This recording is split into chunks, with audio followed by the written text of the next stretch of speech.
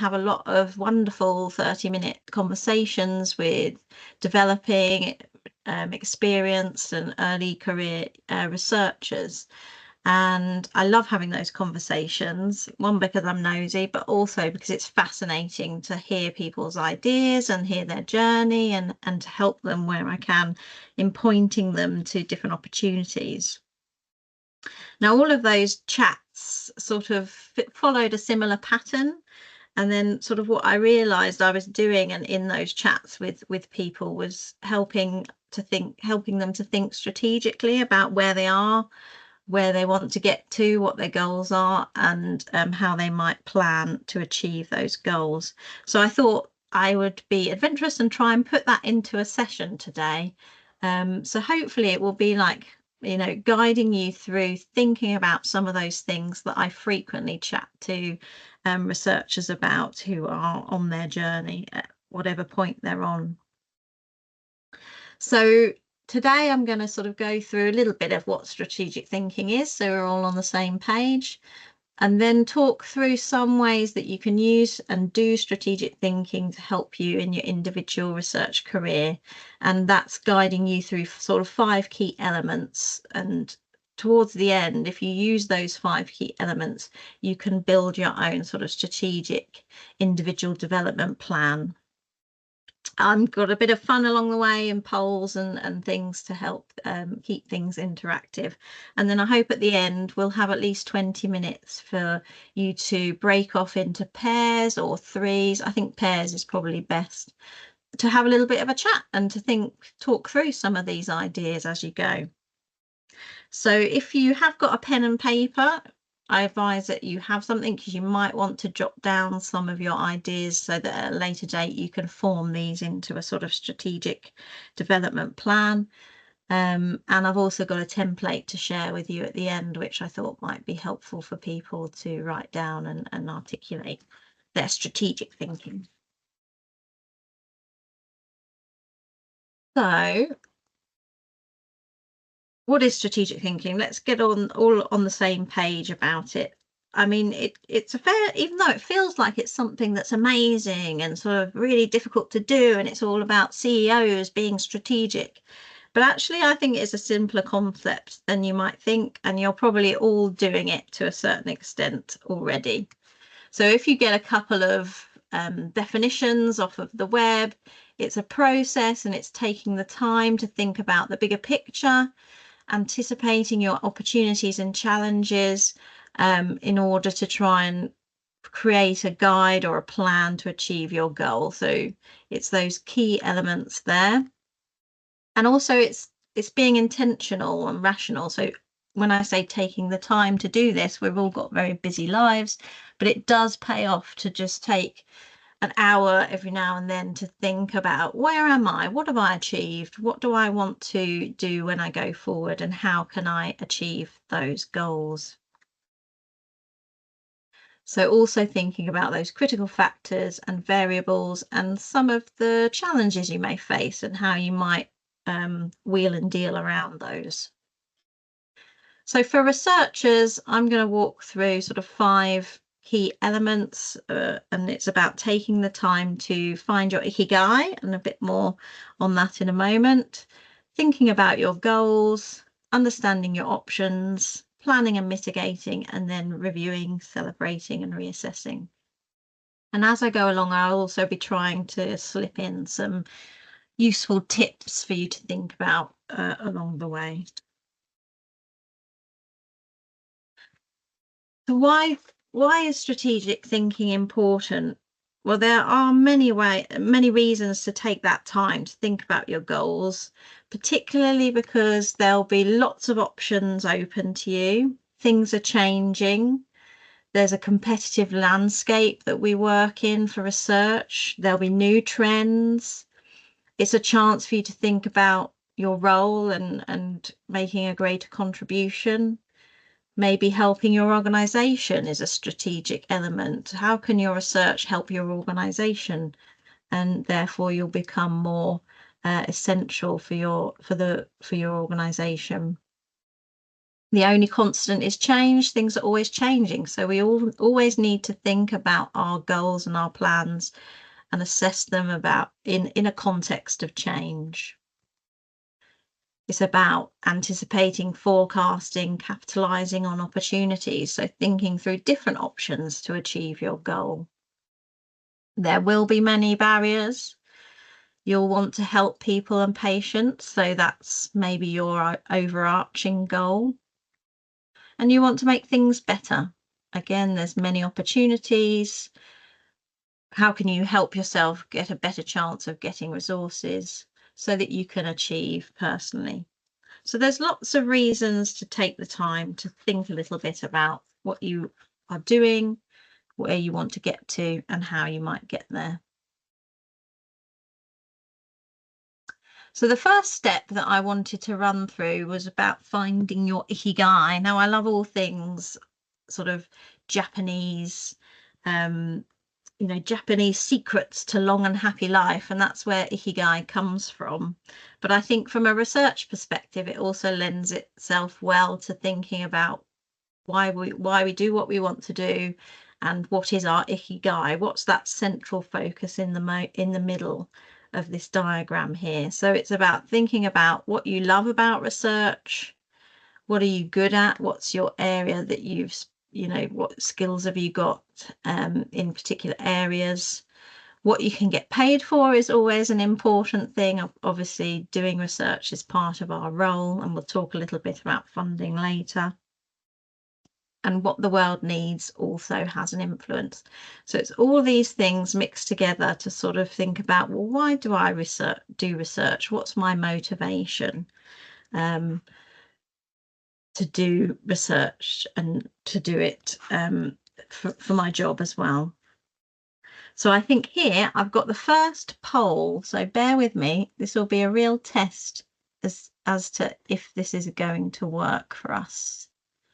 Let me find the right one. Okay. So, and I'm juggling a few things. So I'm going to put a Slido poll. You can either scan the QR code, I'm hoping, or I'm going to put a Slido poll in the chat for you to share with us. What is your high level goal? Why do you do research? So maybe you can have a go and see if this is going to work. I'm waiting.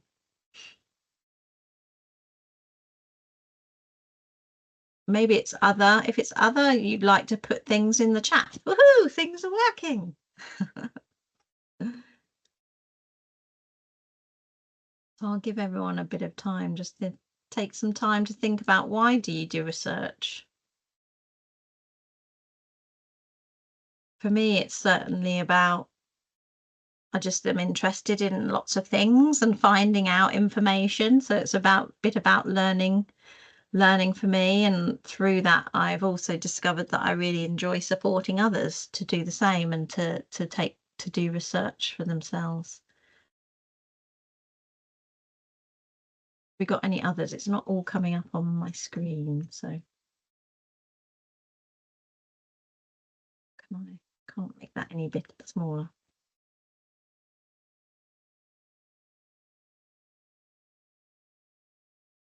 Excellent. So I don't think we've got any more people. So that's interesting that obviously I imagine most people, because we do research to improve things for other people, so quite a lot coming up on that, and building that knowledge, that quest for knowledge is sort of second place.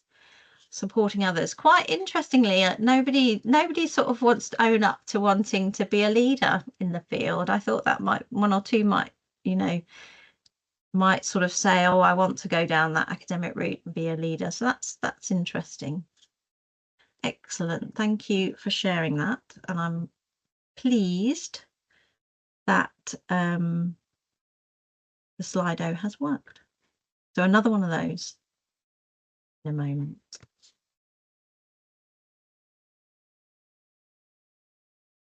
So back to our ikigai. So exploring some of those, using some of those questions to explore, well, why do we do research, to create that high level sort of motivation, why we come to work in the morning. I think it's okay if you can't pinpoint your ikigai to one thing, or be able to articulate it now. I think maybe in our lives we have different ikigais for our personal life and our professional life, and I think that's okay as well. Maybe you have a clear motivation. That's great. Maybe it's a few key things or more. It doesn't have to be one sort of goal, one light at the end of the tunnel that you're moving towards. And maybe your ikigai is that you just like to go with the flow and you like to seize opportunities as they come. So that's okay too. I think partly my research journey has been partly that as well. I've taken the opportunities that come my way. So a key part of knowing what opportunities and goals are the right ones to take or have is understanding what you want first at a high level. So why do I want to do research? So this is one element to write down in any sort of plan. What are my high level goals? Where do I want to? What do I want to do and why?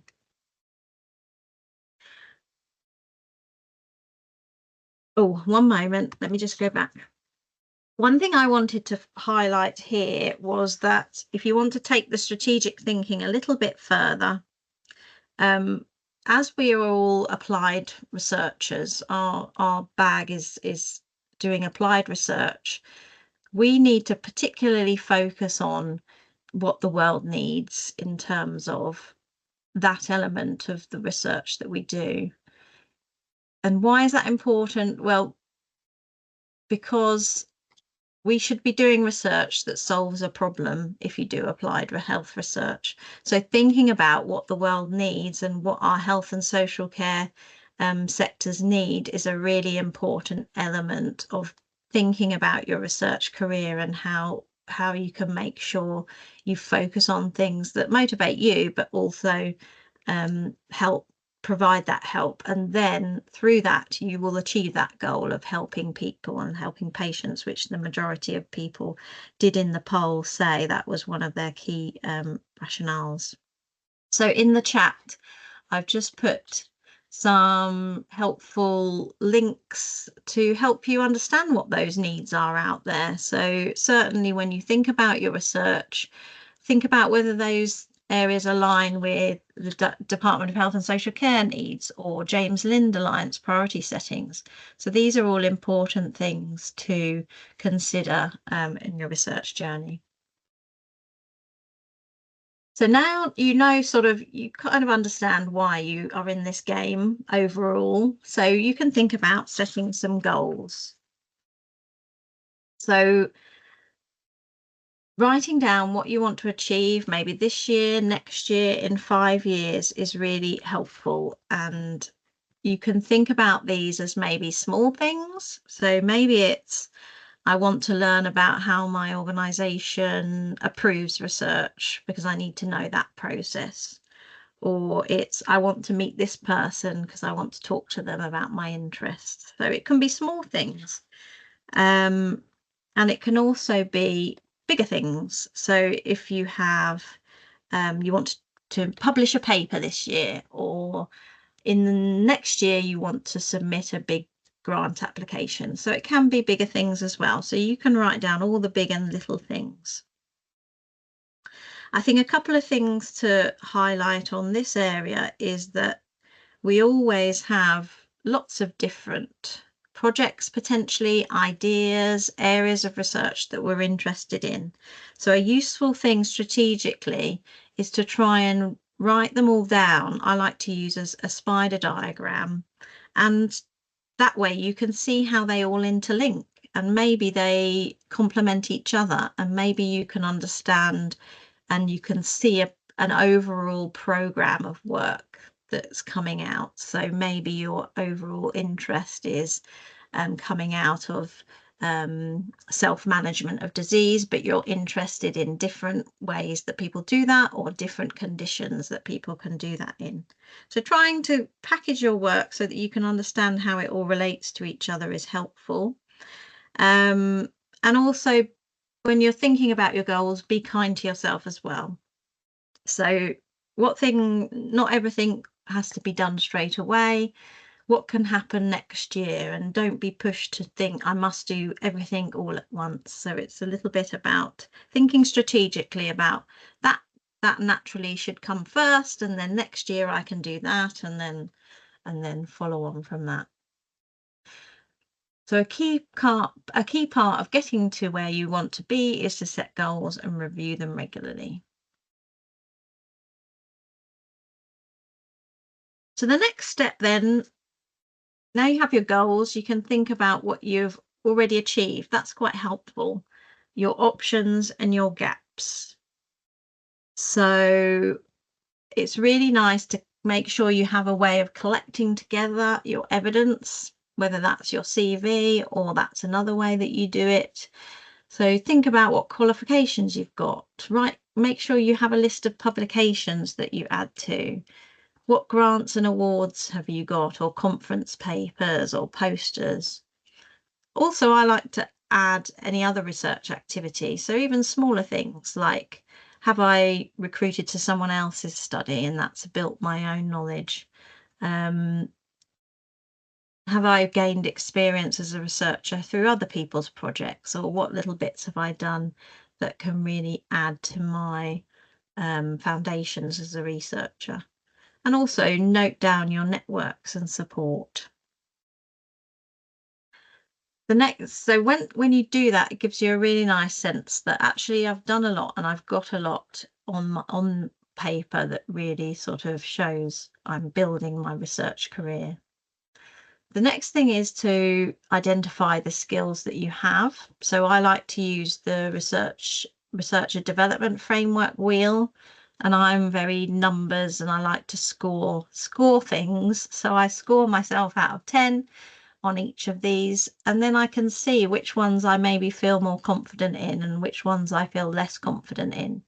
And I can use that then to say, well, maybe I need to do a little bit of development around the engagement and impact sector, and do some more PCIe work, or maybe I need to widen my networks. So think about any skills that you need to build on. So again, a little bit of interactivity, because I'd like to get a sense of whether people have already done that. So the next Slido is, what skills are you wanting to build on at the moment? I'm just going to pop it in the chat. Hopefully a word cloud will appear. I just find these things are really fun, so hopefully you're willing to share what skills you might want to build on.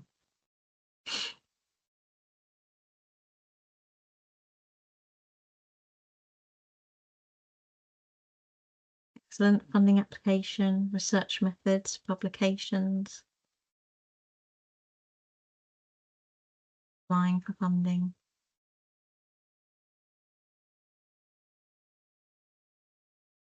When you say research skills, what particular research skills maybe are you thinking that you want to develop?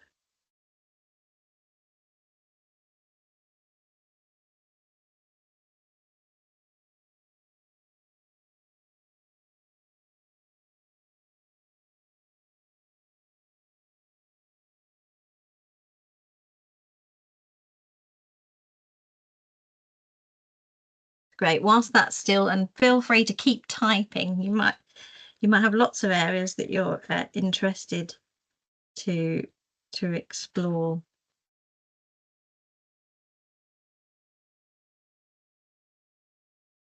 And I think I'll share this back with Debbie and Beth, because this will help us as well to see areas where, as an ARC, how can we continue to help with learning and development.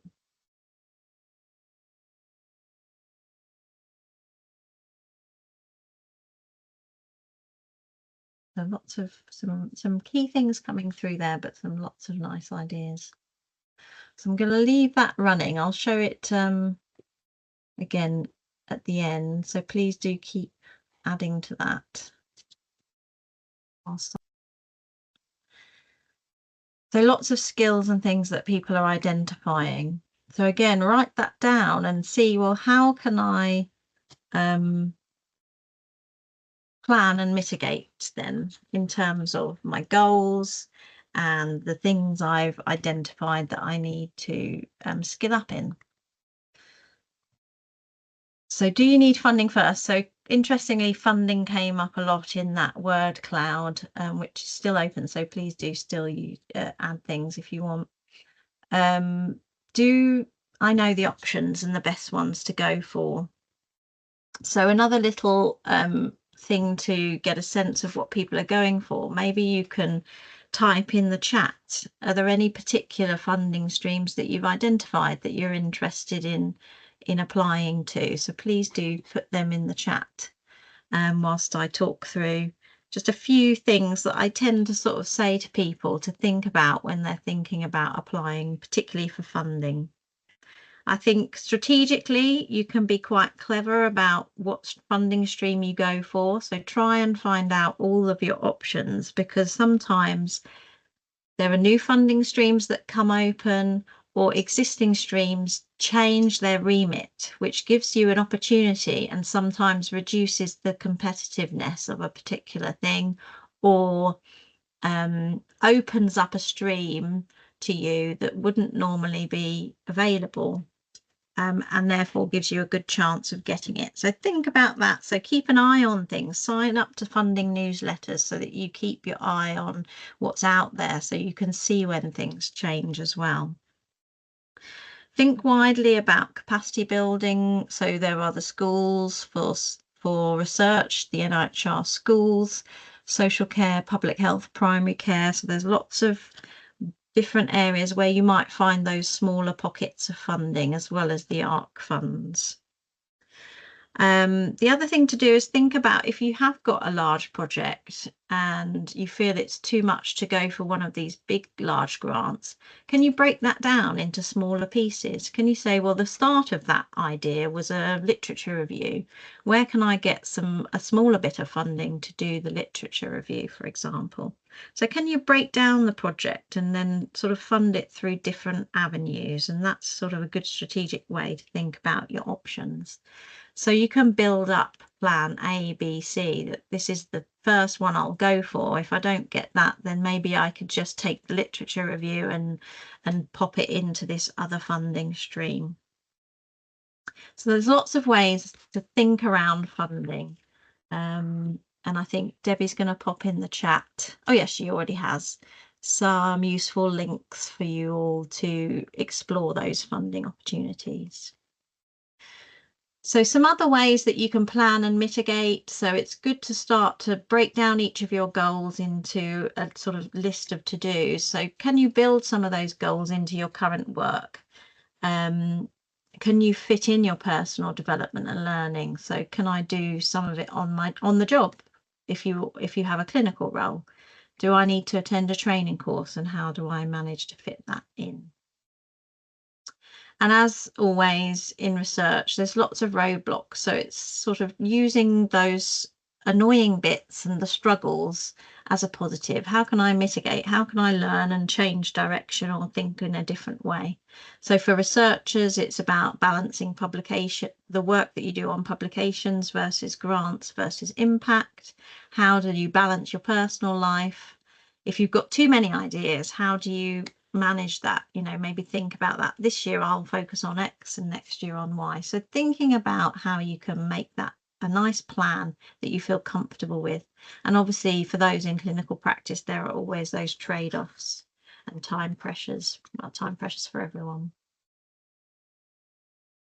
So you break down each goal into a plan and try and think through multiple options so that if you do face difficulties, you've got plan B and plan C. So final stage, once you should now have a sort of plan to follow, and you should always go back and review and celebrate and reassess. I actually did this yesterday because I thought, oh gosh, it's September already and I'm way behind in X, Y, and Z. But when I actually looked at my CV and my list of what I wanted to do, I had actually achieved, and I did feel that I'd made progress, even though I thought, oh God, I'm well behind. So it's good to tick off your plans. I got lots of dopamine yesterday for ticking off lots of my plans that I'd even sort of not realised I had achieved. Add new goals or plans as you go, and celebrate your achievements with others, because it's really nice to say, well, this year I did do that and I did achieve what I wanted to. And adapt and thrive. So don't be afraid to try and fail. Failures also build that experience, and new ways of working and new avenues come out of that, and you are allowed to change your plans. All of these sort of 5 steps are really good steps to build that sort of individual development plan for yourselves, but having a mentor can also help you talk through some of these options. So if you haven't already thought about joining the mentorship scheme with ARC KSS, please do. If you want to learn more about strategic thinking and stuff, there's a whole sort of link there to dig more into that. But in particular, some of the things that I shared earlier was the research development framework. I think Debbie is going to put these links in the chat as well. There's also, I found, a short online course that Vitae do in planning your research, so it will walk you through some of those steps. If that's helpful, it's online, and there's a series of short little videos and modules that you can do. As I said, I'll share the individual research plan template. So that's sort of an open framework that you can build your own goals into it and whatever you wanted to do. So if that's of help and use, then please do use that. And as I mentioned before, we've got the mentorship scheme that's available to anyone who is interested and would like to have a mentor. So thank you very much for your time. Hopefully that's been useful, and you've also had a chance to have a chat and share as well. And yeah, thank you so much for attending today.